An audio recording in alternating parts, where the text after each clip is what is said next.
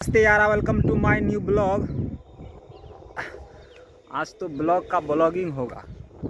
जानते हैं, मैं आया था नीम का दातुन तोड़ने। मैं एक चीज़ दिखाऊंगा आज।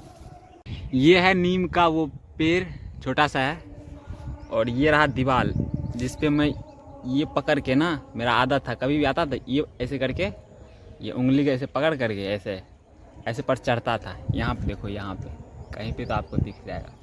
यहाँ पे एक कांटी था, इसको हमेशा पकड़ के ऐसे छड़पता था। एक बार हुआ क्या, एक बार एक कांटी उखड़ गया और मैं यहाँ गिरा था एकदम पीठ के बल पूरा।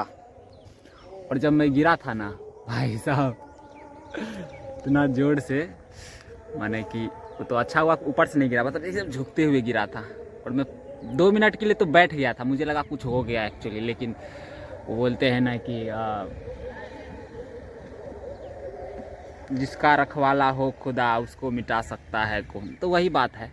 मिटाने की बात नहीं, लेकिन चोट भी नहीं हुआ, तो अगले दिन ठीक हो गया था मेरा। ठीक है, ये बात है। अब मैं यहाँ कभी भी आता हूँ भाई, कांटी तो कभी पकड़ता ही नहीं हूँ।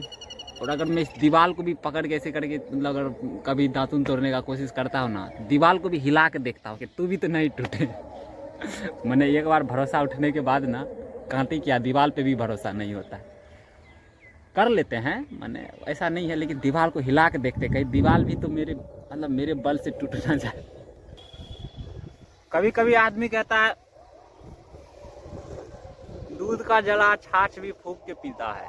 ऐसा ही आदमी दूध से जलेगा क्यों?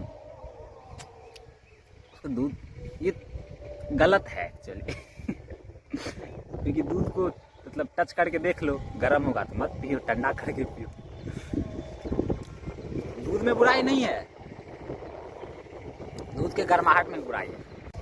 और ये भी सच है कि दूध को गर्म करना ही चाहिए। इसलिए कुछ चीज़ें सुनने में अच्छा लगता है, लेकिन यहाँ फिट बैठा। फिर आपको नाला ये बहुत बड़ा है, ये उधर दूर तक ये उधर दिख रहा है उजला बिल्डिंग, उसके भी पीछे उधर रोड क्रॉस करके गया है। में भी पीपल का जो पेड़ दिख रहा है उससे भी इधर गया, बहुत ज़्यादा दूर दूर तक फैला हुआ है। और बचपन में जब मम्मी पूछती थी कहाँ जा रहा है, तो मैं बोलता था कि चैनल पे जा रहा हूँ, चैनल पे। तो मुझे समझ में नहीं आता था कि इसको चैनल बोलते हैं, लेकिन इसमें कहते थे कि चैनल पे जा रहा हूँ। जानते हैं, मुंह तो धो लिया हूँ, लेकिन हमारे एक बात कहेंगे, जैसे मैं बोल रहा था ना कि चैनल चैनल चैनल, तो कुछ सवाल होते कि मतलब जिंदगी में आपको उसका आंसर मिल ही जाता है, चाहे वो कितना भी बकवास सवाल क्यों ना हो, बस आपको थोड़ी देर के लिए इंतजार करना पड़ता है, कुछ समय के लिए।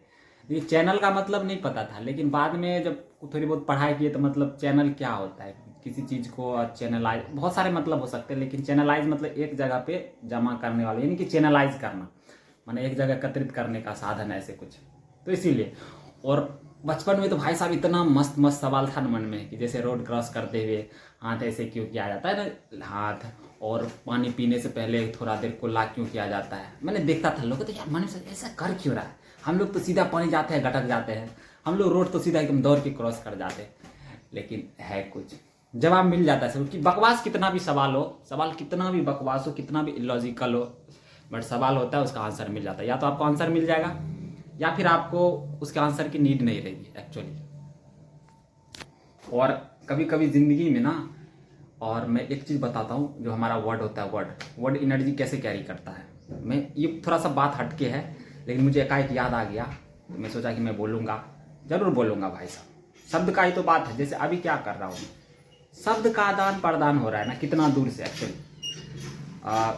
जैसे हम लोग कभी कभी बोलते कि मैं ऐसा होता तो मैं करके दिखा देता। जैसे कल मैंने कि मेरे एक रिलेटिव्स थे, ठीक ना, तो मतलब तो उनके ना बच्चे बहुत ज़्यादा तंग करते थे, तो उनकी जो ननद थी, तो वो कहा करती थी हमेशा रेगुलर बेसिस पे, हमारा बच्चा एहन रतिन तक रहा था, हम 1 मिनट में सीधा कर देती, ऐसे हमेशा बोलते रहते थे, हमेशा 6 महीना तक उसको हमेशा हर बात में से हमारा बच्चा रहती तो हम तो इसको सीधा कर देते। जानते हैं, उसका बच्चा उससे भी ज़्यादा शैतान, मतलब ज़्यादा भयंकर निकला, और उसके हाथ से आउट ऑफ कंट्रोल। कहने का मतलब क्या है, हम वहाँ एक चीज़ सीखे कि हमको मजाक में भी कहना नहीं है कि ये हमारा होता था हम ऐसा कर देते, ना। अगर आपने कहा आपका होगा, आप कुछ नहीं कर पाओगे एक्चुअली। अब कर पाओ या ना कर, वो अलग मैटर है। इसीलिए मैंने उस दिन एक चीज़ सीखा कि मुझे कभी अगर कहीं बुराई दिख रहा है तो हमको कभी ये नहीं सोचना कि अगर मेरे साथ ऐसा होता तो अपन ये उखाड़ पुखाड़ देता, ना। आपको हमेशा यही कहना होता है सब कुछ अच्छा होगा, सब बढ़िया होगा, ठीक है। और जो होने वाला रहता है वो तो हो ही जाता है, लेकिन फिर भी अच्छा सोचा जाना चाहिए। फाइनली मैं सोने जा रहा हूँ, क्योंकि मैं आजकल जल्दी सोता हूँ। मिलते हैं नेक्स्ट ब्लॉग में, तब तक के लिए बाय, थैंक यू।